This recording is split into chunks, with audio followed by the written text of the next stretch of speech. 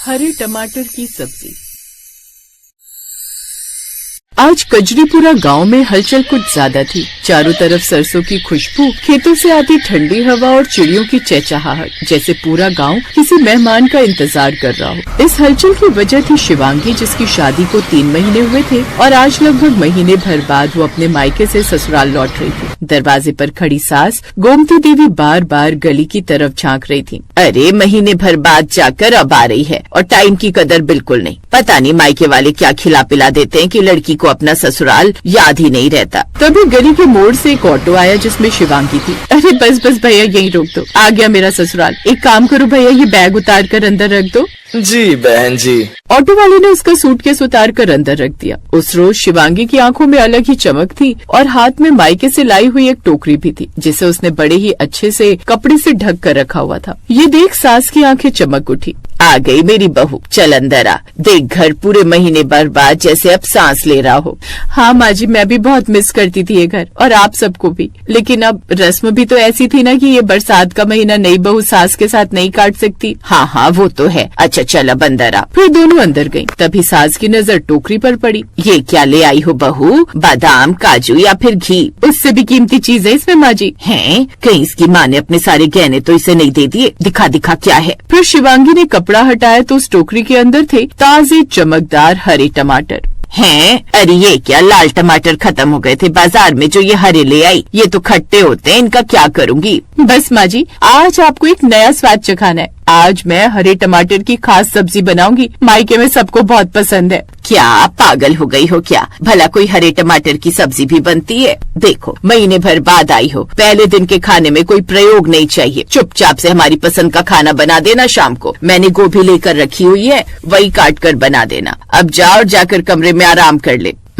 इससे तो अच्छा होता मैं कुछ दिन और अपने मायके में ही रह लेती, कम से कम अपनी पसंद की सब्जी तो खा सकूंगी। अब यहाँ खड़े खड़े बड़बड़ाते रहेगी या कमरे में जाकर आराम करेगी? अब कमरे में जाकर वो आराम करने लगी, लेकिन साथ ही उसको बुरा भी लग रहा था कि उसकी सास ने उसे टमाटर की सब्जी बनाने से इनकार कर दिया। शाम को उसने अपनी सास के कहने पर मटर पनीर की सब्जी बना दी, लेकिन कहीं न कहीं उसका मन था कि वो सबको अपने हाथ की टमाटर की सब्जी बनाकर खिलाए, लेकिन उसकी सास इसके लिए तैयार नहीं थी। फिर 2 दिन बाद, माँ जी प्लीज आज मुझे इन हरे टमाटर की सब्जी बनाने दीजिए ना, नहीं तो ये रखे रखे कहीं पक न जाए। अरे नहीं ना बहू, वैसे भी तेरे ससुर जी को खटास पसंद नहीं, वो तो खट्टी सब्जियां खाएंगे भी नहीं। अरे माँ जी एक बार खाकर तो देखिएगा, अगर पसंद ना आए तो अगले पूरे सप्ताह उनकी पसंद का ही खाना बनाऊंगी, वादा। शिवांगी के बार बार कहने पर अब वो मान गई और फिर सास ने इसके लिए परमिशन दे दी।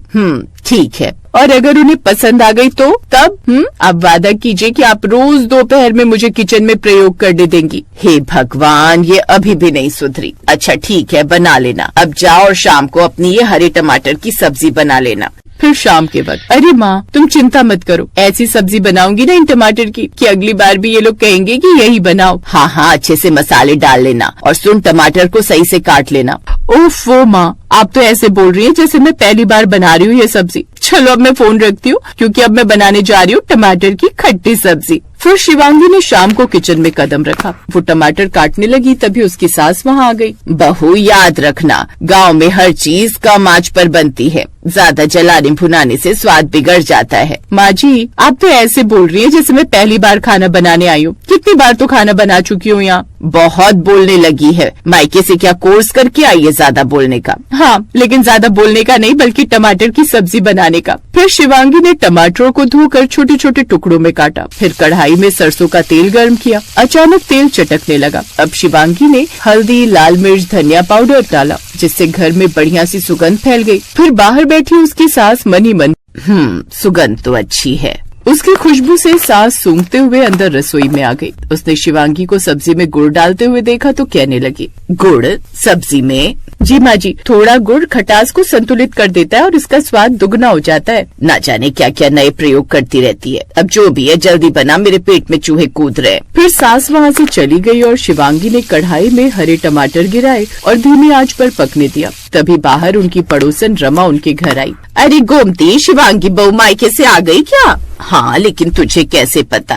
अरे तेरी किचन से बाहर तक बड़ी अच्छी खुशबू आ रही है, उसी से तो मैं यहाँ खिंची चली आई। अब तेरे बनाए हुए खाने में तो वो स्वाद आता नहीं जो शिवांगी बहू के बनाए हुए खाने में आता है। बाहर तक बहुत बढ़िया ही खुशबू आ रही है। तू भी न रमा, कभी नहीं सुधरने वाली। अरे शिवांगी बहू, खाना बन गया तो ले आ। अब तो रमा भी आ गई, सब्जी बन गई हो तो तू भी आकर खा ले। कुछ देर बाद शिवांगी बाहर आई। अगर सब्जी बन गई तो ला दे, अब तो मुझसे रुका ही ना जा रहा है। अरे आंटी जी, सब्जी की क्या बात है, अब आप आई हैं तो सब्जी रोटी खा कर ही जाना, मैं अभी आपके लिए सब्जी डाल देती हूँ। अब उसने सबके लिए खाना लगा दिया। अरे गोमती, आज क्या खास बन रहा है? सुगंध तो पूरे आंगन में फैल गई। कुछ नहीं जी, बहू हरे टमाटर से कुछ प्रयोग कर रही थी, आज उसी की सब्जी बनाई है। हरे टमाटर? बहुत खट्टे ना हो, मेरा पेट आज ठीक नहीं है।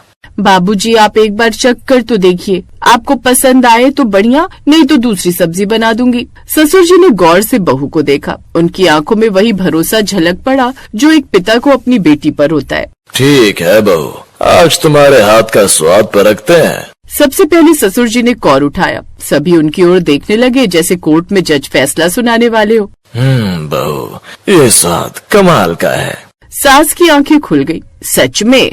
हाँ, खटास बिल्कुल संतुलित, हल्का मीठा, मसालेदार। अरे गोमती, ऐसी सब्जी तो मैंने बिल्कुल भी नहीं खाई।